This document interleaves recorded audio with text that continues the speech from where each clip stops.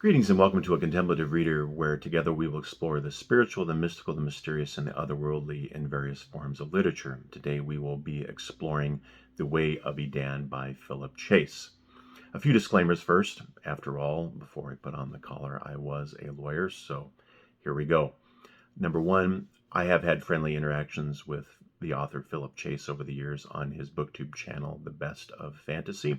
I can't say that I know him personally, but I would also say that this is not an unbiased review. In fact, I would not call it a review at all, but more of a spiritual perspective, which will look at the various religious and spiritual influences on the book, as well as some of the themes that arise within it. Number two, I will be going into what I would call mild spoilers. I will be reading some passages from the book.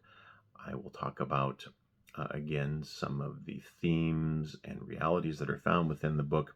I will try and stay away from ultimate plot points or spoil the ending of the story, though. Number three, I made a promise to myself that I would record this and upload it before Easter, and I am actually recording this on the Saturday between Good Friday and Easter Sunday, sometimes referred to as Holy Saturday. So I'm just going to record it, upload it, no editing. Hopefully it'll be okay.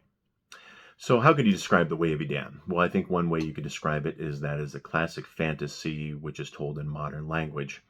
It involves a primary protagonist by the name of Raven, who is a young man from a far-off place in this fantasy world called the Mark. And he has a best friend named Imhar.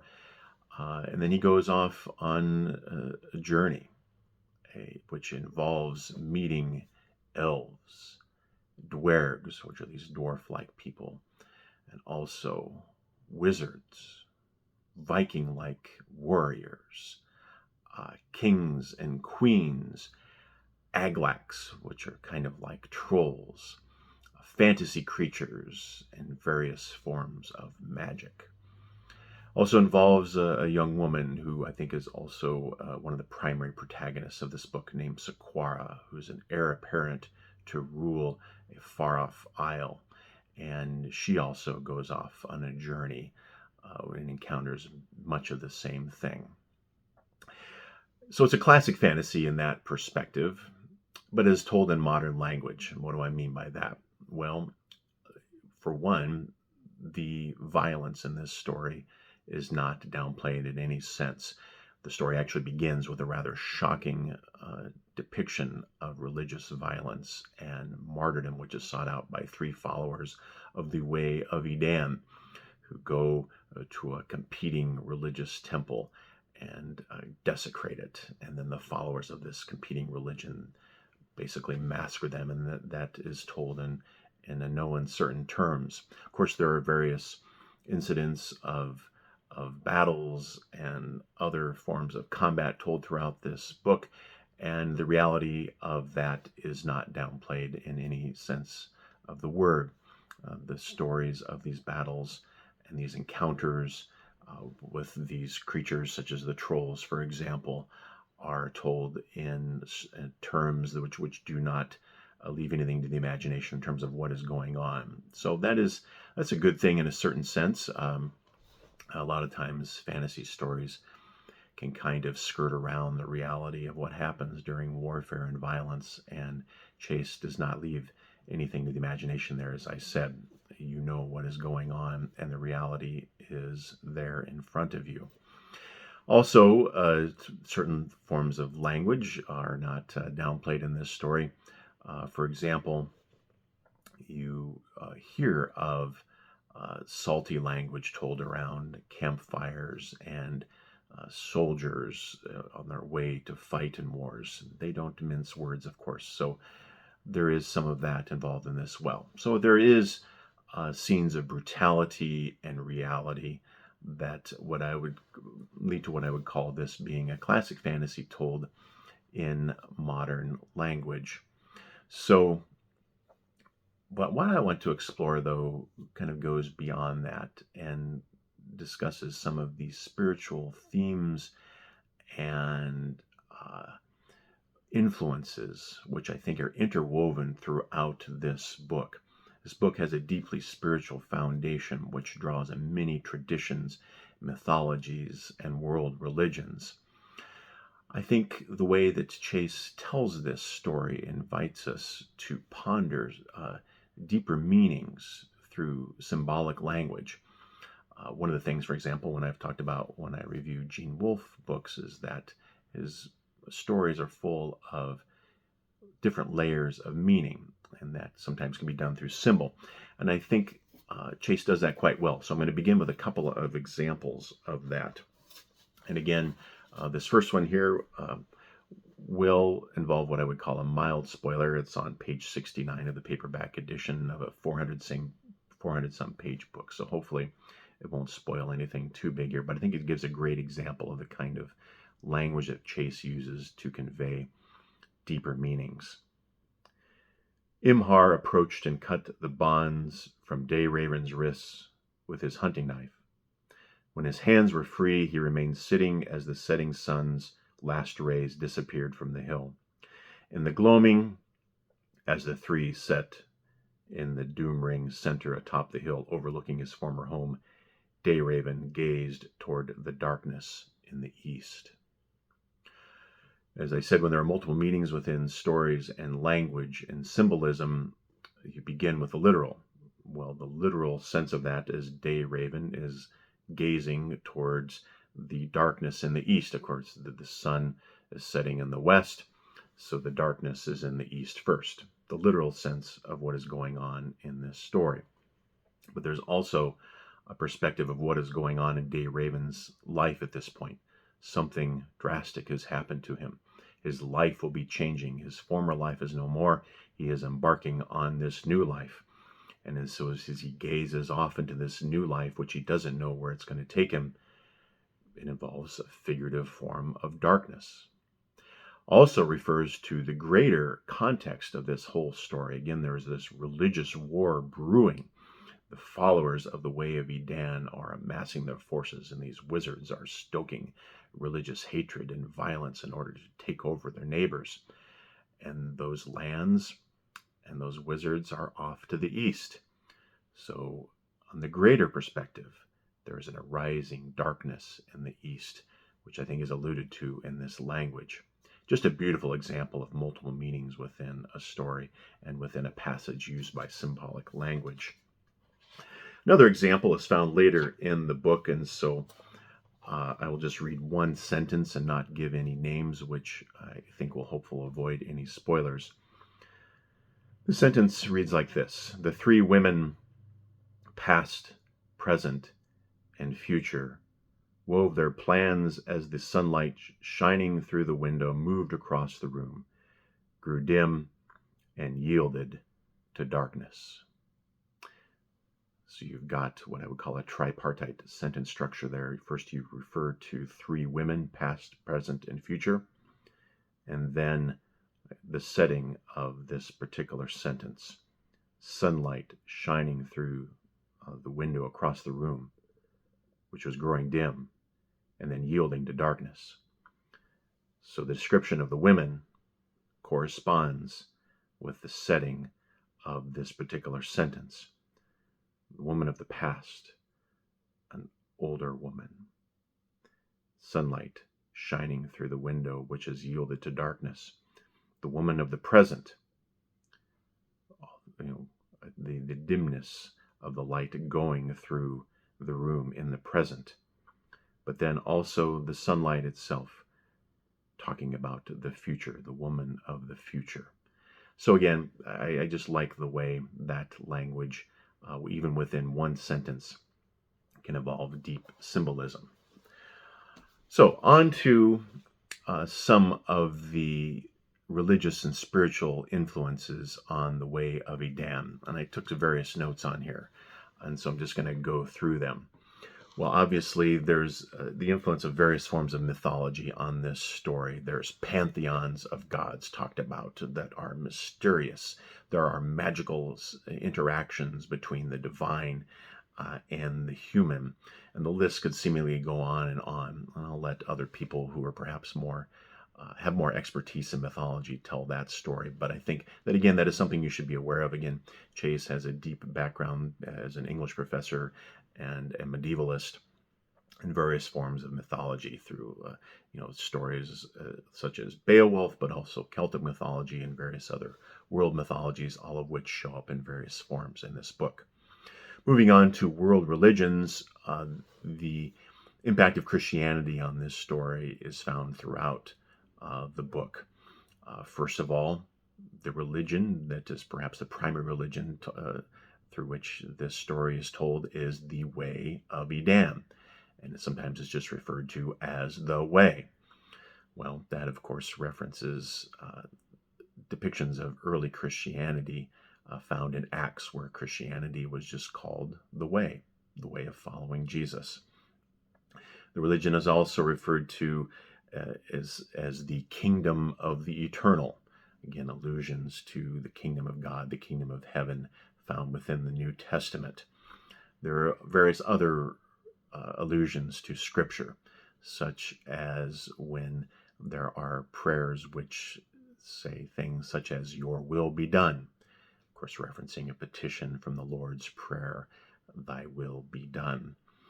Also, there's a language such as, "Those who are not with Edan are against Edan." Again, referencing a verse within the New Testament. Those who are not with us are against us. There are allusions to various monastic forms of Christianity and spiritual practices, things such as purging of the passions through stillness and calmness. There's a form of spiritual practices in the Christian Eastern Orthodoxy known as hesychasm, which just means stillness through different prayer practices and using your breath to still you. And that can be found throughout the book as well. Lots of other references to Christianity. Don't have time to go through them all, but trust me, they're in there. Also, references to Eastern religion. What I mean by that, well, Buddhism, Hinduism, and so on. Those practices can be found in various references to things such as mindfulness. The word mindfulness is not found in the book, but that is what is going on when different characters are talking about calming themselves and focusing on the present. There are experiences with spiritual realms and near-death experiences, which I think are analogous to the way Eastern religion would describe that, to the annihilation of the self, a connection then with an impersonal absolute. Again, Christianity involves more of a personal God, a personal divine, and the afterlife involves a continuation of that person into the divine life. Whereas in Eastern religion, there's more of that annihilation of the self and just this entry into the cosmos, for lack of a better word. There's also some references to reincarnation, I should say, found in the Hindu tradition. The spirits of the dead are awaiting their next birth in some religions found within the Way of Edan. Again, the Way of Edan doesn't involve just one religion. The Way of Edan, it involves various other religions found in other peoples in this fantasy world, this continent, Jormungand, that is the place where the Way of Edan is located. There's also references to other spiritual realities within the book and religious themes. The unity of creation with the Creator includes, and it's getting connections to Christian spirituality and Eastern religion, but also Native American spirituality. Where I live, within a day's drive, there are various reservations. And so I've actually spent some time on Lakota reservations in South Dakota. And they have a phrase called Mitakuye Oyasin. We are all related, or all are relations, which again talks about the unity of the human family, as well as the human family with creation. So lots of spiritual themes and religious things that you can find throughout the Way of Edan, which draws both on mythology and world religion. I again, I have just scratched the surface here. I also want to talk about various themes and questions of a spiritual nature which Chase invites us to ponder throughout his story. Number one, what is the role of the human will? That comes up throughout this book. Do people have control over their destiny? Do we discern our calling in life, our purpose in life, such as Raven had to do? And then we go off and follow that purpose, that destiny that has been set before us. Or, on the other hand, is free will an illusion? For example, various characters in the story are depicted as asking questions such as like, well, what is the purpose that Edan has set in front of us? Are we playing the part that Edan has ordained for us? Meaning that there really is no free will involved, and that there is just this script set forth by Edan or the divine, which we are just cogs in a wheel. So again, that's one question that we are invited to ponder through the various discussions within this story. And number two, what is the divine, and how does the divine relate to us? Well, again, there are various religions within this book, and some of them are much like mythology of the Greek mythology or Norse mythology or Celtic mythology, sometimes which involves gods which are in a separate realm. They only occasionally interact with humans in certain contexts, which are seeming like magical contexts, for example. Or is the divine an eternal cosmic intelligence and a source of wisdom, which seeks to share a relationship with his creation? Again, that is kind of the competing sense of the divine found within some of the religions depicted in the Way of Edan. Another theme or spiritual, religious, philosophical question which is raised within the book is, what is the nature of spiritual literature? How do you read a spiritual or religious text? Are there prophecies within this book which are to be read literally? And so you as you go throughout life, you're looking for signs of that prophecy coming true in your lifetime. Or are spiritual texts and religious writings full of metaphor, a metaphorical language, which is meant to convey some sort of truth, but not necessarily a literal reality? Again, various characters in this story are depicted with struggling with that interpretation of religious and sacred texts. It also talks about the role of spiritual practices in our life. Again, I've talked a little bit about that already, but different religions within the book do things like self-mortification to reduce desire. For example, our spiritual practices meant, in a sense, to dehumanize us, take away our personality, and in order to enter into some sort of relationship with the divine. Is the goal of religion and spiritual practices to annihilate the self? Again, or on the other hand, some characters within the book use religion and spiritual practices to enter into a deeper relationship with the divine and that which the divine has created. Also, another theme and question that this book invites us to ponder is how faith and spirituality and religious belief are to be transmitted one to another, whether on a personal level or on a culture to culture level or a region to region level. Again, the backdrop of this whole book really is a religious war, and it shows the dangers of what I would call religious fundamentalism, in a sense, where the followers of this sect of the Way of Edan seek to take over the rest of the world, basically, and transmit their version of the faith through violence if necessary. But there's also characters in the book and other religions in the book or other sects within the book which seek to convey their faith through works of charity, through sharing of the stories and wisdom. Empathy is a big theme in this book, understanding where the other is coming from, understanding their predicament, and then seeking to transmit their wisdom and enter into a real relationship with one another through that. So again, empathy, and I've heard Dr. Chase talk about empathy in various of his videos.